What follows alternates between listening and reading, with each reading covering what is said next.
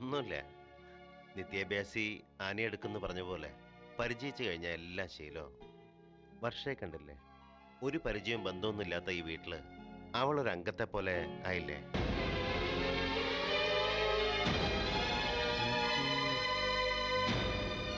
ചേച്ചി, മറ്റുള്ളവർക്ക് വേണ്ടി ജീവിക്കുന്നത് ഒരു പ്രത്യേക സുഖ.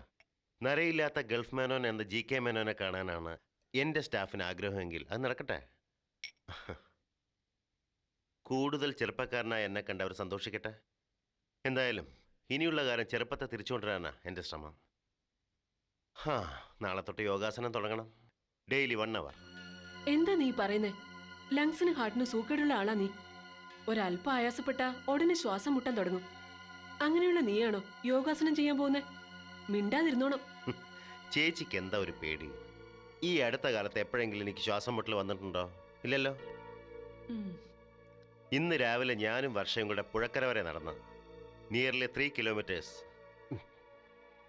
എന്നിട്ടൊന്ന് കിതച്ച പോലും ഇല്ല ഞാൻ, അറിയോ? രാവിലെ വർഷയുടെ കൂടെ നടക്കാൻ പോയോ നീ? പോയി. അവളാ പറഞ്ഞേ സാർ എക്സസൈസ് ഒക്കെ ചെയ്യണമെന്ന്. നമ്മൾ അങ്ങോട്ട് നന്മകൾ ചെയ്യുമ്പോൾ ഇങ്ങോട്ടും തിരിച്ചു കിട്ടണമെന്നുള്ളതിന്റെ നല്ല ഉദാഹരണം ചേച്ചി അത്. ഇനിയിപ്പോ എല്ലാ ദിവസവും അവളെയും കൂടി നടക്കാനാണ് പരിപാടി? ഏയ്, അങ്ങനൊന്നുമില്ല. യോഗ ചെയ്യാൻ തുടങ്ങിയ പിന്നെ നടത്തം വേണമെന്നില്ല. വർഷയ്ക്ക് യോഗ തീരെ അറിയില്ല. പഠിപ്പിച്ചു കൊടുക്കാൻ പറഞ്ഞിട്ടുണ്ട് എൻ്റെ അടുത്ത്.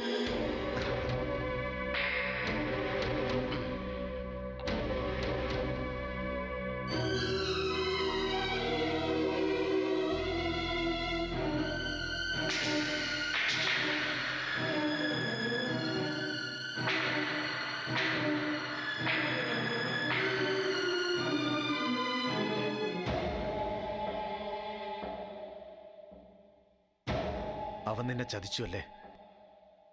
പണക്കാരിയെ കിട്ടിയപ്പം നിന്നെ വലിച്ചെറിഞ്ഞു. നീ കണ്ടോ?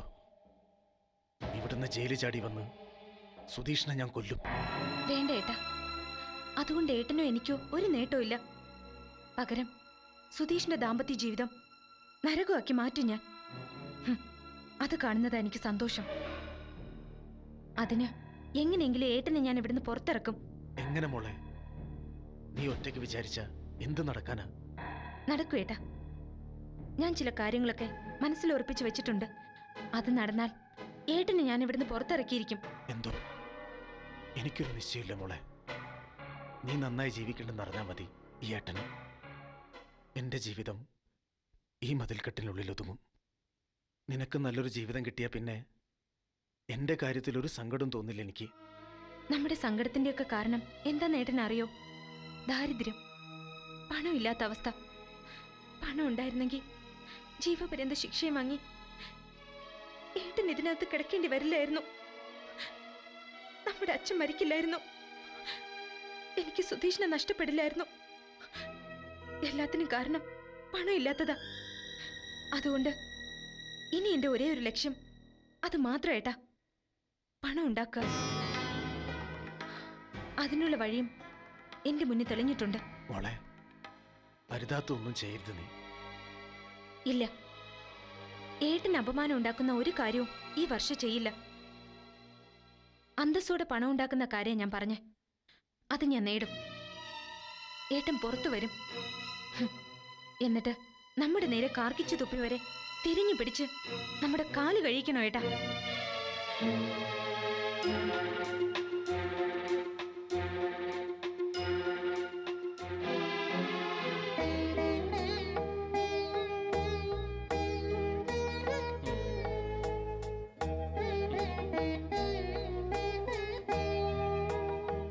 അപ്പോ അപ്പൂപ്പൻ പറഞ്ഞൊക്കെ ഓർമ്മയുണ്ടല്ലോ. ഇനി എപ്പോഴാ അമ്മുമ്മയുടെ തകക്കുടം അമ്മുമ്മയെ കാണാൻ വരുന്നേ? വരും, കുഞ്ഞുവാവെ കാണാൻ വരും. പോട്ടെ പാർവാൻഡി. നല്ല മിടുക്കി കുട്ടിയായിട്ട് വളരണം കേട്ടോ.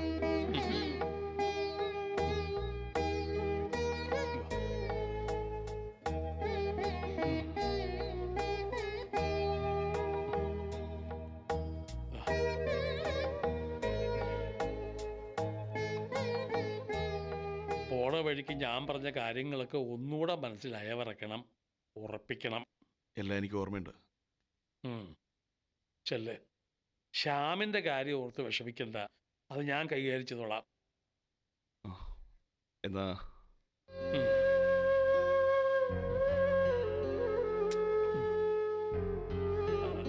കേശു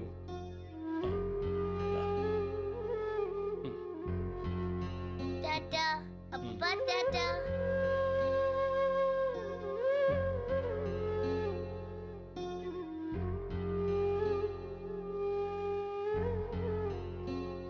കൊച്ചിന് ഓർമ്മയുണ്ടോ, നമ്മൾ രണ്ടാളും കൂടി ഇവളുടെ അമ്മ സോനയെ ഇതേ പ്രായത്തിൽ വളർത്തിയത്?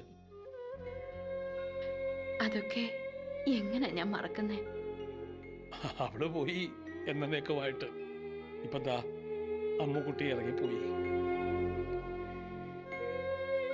കുഞ്ഞിനൊരു നല്ല ഭാവി ഉണ്ടായി വരാൻ വേണ്ടിയല്ലേ മുതലാളി? അതെ, നല്ല ഭാവി ഉണ്ടാവാൻ എൻ്റെ കുഞ്ഞ് ഇറങ്ങിപ്പോയത് നല്ല ഭാവിയിലേക്ക് തന്നെയാണോ കേശു? എനിക്കൊരുറപ്പും കിട്ടുന്നില്ല. ഇതേ ഇങ്ങനെ മനസ്സിൽ വേവലാതി നിറയ്ക്കല്ലേ. 2-3 വട്ടം നെഞ്ചുവേദന വന്ന ആളാ.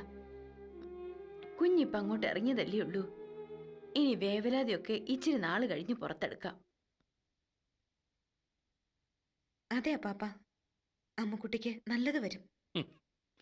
ദാ നിൽക്കുന്നു എൻ്റെ അടുത്ത വേവലാതി.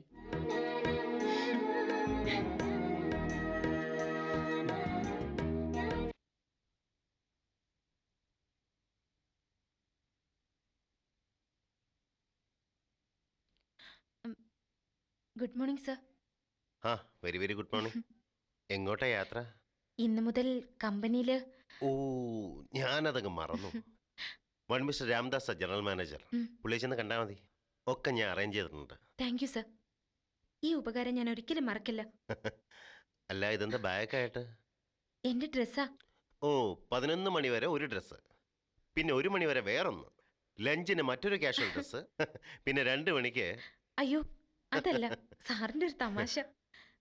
ഇന്ദിര ചേച്ചി പറഞ്ഞില്ലേ ഞാൻ ഹോസ്റ്റലിലേക്ക് മാറുക. എന്തിനാ ഹോസ്റ്റലിലേക്ക് മാറുന്നത്? എനിക്കറിയില്ല. ചേച്ചി മാറാൻ പറഞ്ഞു, ഞാൻ മാറുന്നു. എന്താ അങ്ങനെ? ചേച്ചി ശരിക്കും പറഞ്ഞു മാറാൻ? പറഞ്ഞു. എനിക്കിഷ്ടണ്ടായിട്ടല്ല, പക്ഷേ ചേച്ചി പറഞ്ഞ അനുസരിക്കണ്ടേ. അനാഥയായിട്ട് വലിഞ്ഞു കയറി വന്നവളല്ലേ ഞാൻ.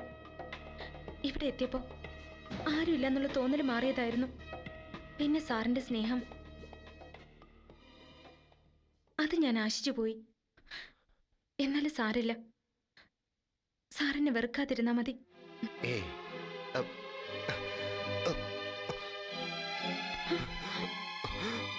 വർഷ, നീ എങ്ങോട്ട് പോണ്ട.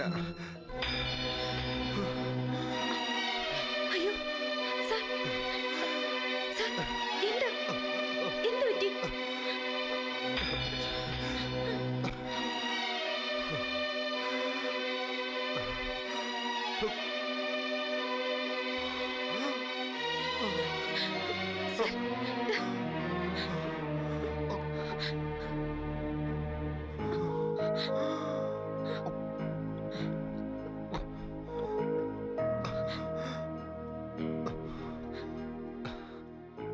നീ എങ്ങോട്ടും പോകുന്നില്ല. ഇവിടെ തീരുമാനം എടുക്കുന്നത് ഞാനാ. എന്നും നീ വീട്ടിൽ തന്നെ ഉണ്ടാവും.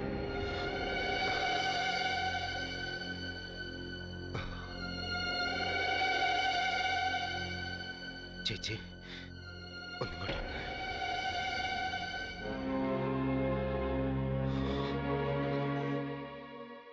ചേച്ചി പറഞ്ഞോ ഇവളോട് ഹോസ്റ്റലിലേക്ക് മാറാൻ? ഇവൾക്ക് ഇവിടെ എന്തൊക്കെയോ അസൗകര്യങ്ങളൊക്കെ ഉണ്ടെന്ന് പറഞ്ഞതുകൊണ്ട്. അയ്യോ, ഞാൻ അങ്ങനെയൊന്നും പറഞ്ഞിട്ടില്ല. ചേച്ചിയല്ലേ എന്നോട് പറഞ്ഞേ സാർ എൻ്റെ അടുത്ത് കൂടുതൽ സ്വാതന്ത്ര്യം എടുക്കുന്നു, നാട്ടുകാർ അപവാദം പറയുന്നൊക്കെ. ഞാൻ കാരണം സാറിന് പേരുദോഷം ഉണ്ടാവണ്ടെന്ന് കരുതിയാ ഞാൻ ഹോസ്റ്റലിലേക്ക് മാറുന്നേ. ചേച്ചി എന്തിനാ വേണ്ടാത്ത ഓരോ കാര്യങ്ങൾ പറയുന്നത്? ഞാൻ എന്താ വർഷയോട് കൂടുതൽ സ്വാതന്ത്ര്യം എടുത്ത് പറ. അയ്യോ, എന്ത് സ്വാതന്ത്ര്യം കൂടുതൽ? സാർ ഇപ്പൊ പെരുമാറുന്നതിന്റെ 100 ഇരട്ടി സ്വാതന്ത്ര്യം എടുത്താലും എനിക്കത് ഇഷ്ടമാണ്. അയ്യോ, സമയം വൈകി. സാർ എന്നെ അനുഗ്രഹിക്കണം.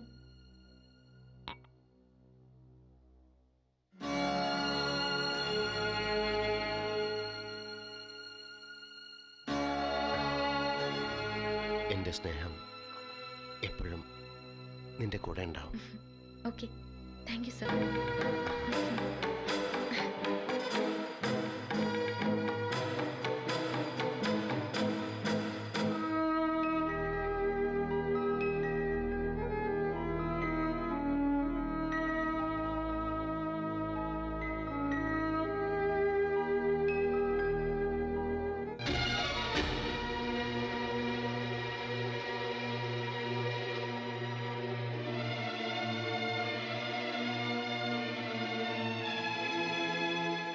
നിൽക്ക്. നിന്നോട് ഹോസ്റ്റലിലേക്ക് മാറണമെന്ന് ഞാൻ പറഞ്ഞിരുന്നല്ലേ? അതെ ചേച്ചി. പിന്നെന്താ നീ മാറാത്തെ? ഞാൻ രാവിലെ ദാ ഈ ബാഗും തൂക്കി ഇറങ്ങുന്നത് ചേച്ചി കണ്ടതല്ലേ? സാറ് കാര്യം അറിഞ്ഞപ്പോ എന്നോട് ചൂടായി. ആര് പറഞ്ഞു ഇവിടുന്ന് പോവാൻ? ഇവിടുത്തെ കാര്യങ്ങൾ തീരുമാനിക്കുന്നത് ഞാനാന്നൊക്കെ. അപ്പോ അല്ലേ ചേച്ചി അങ്ങോട്ട് വന്നത്? ശരി ശരി, ഇനിയിപ്പോ താമസിപ്പിക്കണ്ട, ഇറങ്ങാൻ നോക്ക്. വിമൻസ് ഹോസ്റ്റലിൽ ഞാൻ നിനക്കൊരു മുറി പറഞ്ഞു വെച്ചിട്ടുണ്ട്. വാർഡൻ ലീലാമ്മയോട് എന്റെ പേര് പറഞ്ഞാ മതി. ആ, പോകാൻ തയ്യാറായിക്കോളൂ. ഇതിപ്പോ ഒരു കുഴിഞ്ഞ പ്രശ്നമായല്ലോ ചേച്ചി. ഞാൻ ആരെ അനുസരിക്കണ്ടേ? സാർ എനിക്ക് ദൈവാ. ദൈവത്തെ ധിക്കരിക്കാൻ ആർക്കെങ്കിലും കഴിയോ? നീ എന്താടി പൊട്ടം കളിക്കുക? അതോ എന്നെ പരിഹസിക്കുകയാണോ? മര്യാദയ്ക്ക് ഇവിടുന്ന് ഇറങ്ങിപ്പോകുന്നത് നിനക്ക് നല്ലത്. ഗോവിന്ദൻ ഒരു പാവാണെന്ന് വെച്ച് അത് മുതലെടുക്കാനാണ് നിന്റെ ഉദ്ദേശമെങ്കിൽ നടക്കില്ല. ഞാൻ ജീവിച്ചിരിക്കുന്നിടത്തോളം കാലം നടക്കില്ല. എന്താ ചേച്ചി ഇങ്ങനെയൊക്കെ പറയുന്നേ? ആരോരും ഇല്ലാത്തൊരു പാവമല്ലേ ഞാൻ? ഈ വീട്ടിൽ എനിക്ക് എന്താ അധികാരമുള്ളത്? നീ ഇപ്പൊ കാണിക്കുന്ന അധികാരം തന്നെയാ. എന്നെ ധിക്കരിക്കുന്നത് ഈ വീട്ടിൽ നിന്റെ അധികാരം സ്ഥാപിക്കാനല്ലേ? അതിനൊക്കെ വേറെ ആളുണ്ട്, മനസ്സിലാക്കിക്കോ നീ അത്. എനിക്കൊന്നും മനസ്സിലാക്കണ്ട. എന്നെ ഇങ്ങോട്ട് കൊണ്ടുവന്ന എനിക്കൊരു അഭയം തന്നത് സാറാ. അപ്പോ സാറ് പറയുന്നത് അനുസരിക്കാനേ എനിക്ക് പറ്റൂ. അത് ധിക്കാരല്ലേ ചേച്ചി? അപ്പോ എന്റെ വാക്കിന് വിലയില്ലാന്ന് നിനക്ക് അല്ലേ? സാറിന്റെ വാക്കിന് വില കൽപ്പിക്കാനേ എനിക്ക് കഴിയൂ. മതി, നിർത്ത് നിന്റെ അഭിനയം. ഈ നിമിഷം ഇവിടുന്ന് ഇറങ്ങിക്കോണം. ചേച്ചി,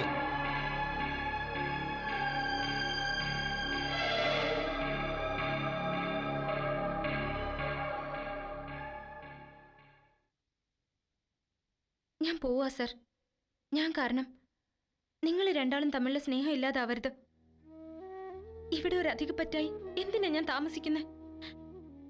വേണ്ട, ഒരിത്തിരി സ്നേഹം മാത്രം എനിക്ക് വേണ്ടി ബാക്കി വെച്ചാ മതി. എന്തിനാ എന്നെ മരണത്തിൽ നിന്ന് രക്ഷിച്ചേ?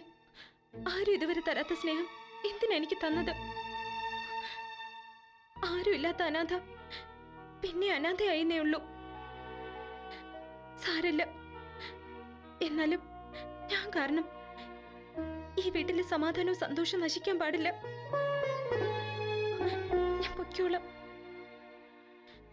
എന്നെ പോലെ ഒരുപാട് അനാഥകളില്ലേ ലോകത്ത്. അക്കൂട്ടത്തിൽ ഒരാൾ കൂടി ചെന്നുവിട്ട ഈ ലോകത്തിന് ഒരു മാറ്റം ഉണ്ടാവില്ല. എല്ലാത്തിനും ഒരുപാട് നന്ദിയുണ്ട്.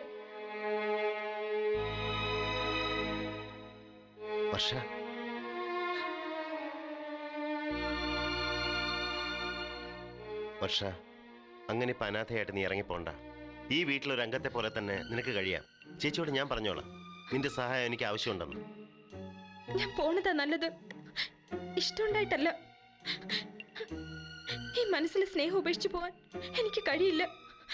എങ്കിലും ഒരവകാശം ഇല്ലാത്ത ഞാൻ ഇത്തിൽ കണ്ണിയാ ഇവിടെ നിൽക്കാൻ പാടില്ല. നിൽക്കണം. എന്തവകാശം നിനക്ക് വേണ്ട? തരാൻ ഞാൻ. പറ, എന്തവകാശം നിനക്ക് വേണ്ട? അത് എനിക്ക് വേണ്ട. ഞാൻ എന്തെങ്കിലും ചോദിച്ചാലോ പറഞ്ഞാലോ അതൊരു അധികപ്പറ്റാവോന്നുള്ള പേടിയാ എനിക്ക്. ഇല്ല, എന്റെ ജീവിതത്തിലേക്ക് വെളിച്ചം കൊണ്ടുവന്ന കുട്ടിയെ നീ. ഇതുവരെ നീ പറഞ്ഞ ഒന്നും അധികം പറ്റായിട്ടില്ലല്ലോ. പിന്നെന്താ ഇപ്പൊ ഒരു പേടി? ധൈര്യമായിട്ട് പറ. വേറൊന്നുമല്ല, സ്നേഹിക്കാനും ശുശ്രൂഷിക്കാനുള്ള അവകാശം.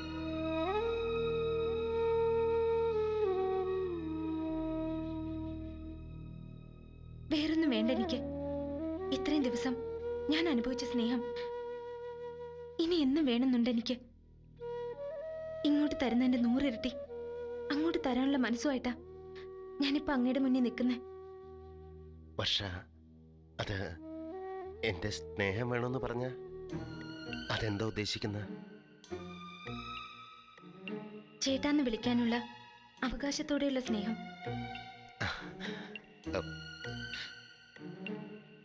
ദൈവത്തെ പോലെ എനിക്കങ്ങ് അല്ല, ദൈവം തന്നെയാ. മരിക്കുന്നവരെ ഈ ദൈവം എൻ്റെ അടുത്ത് ഉണ്ടാവണമെന്ന് ആശിച്ചു പോയി.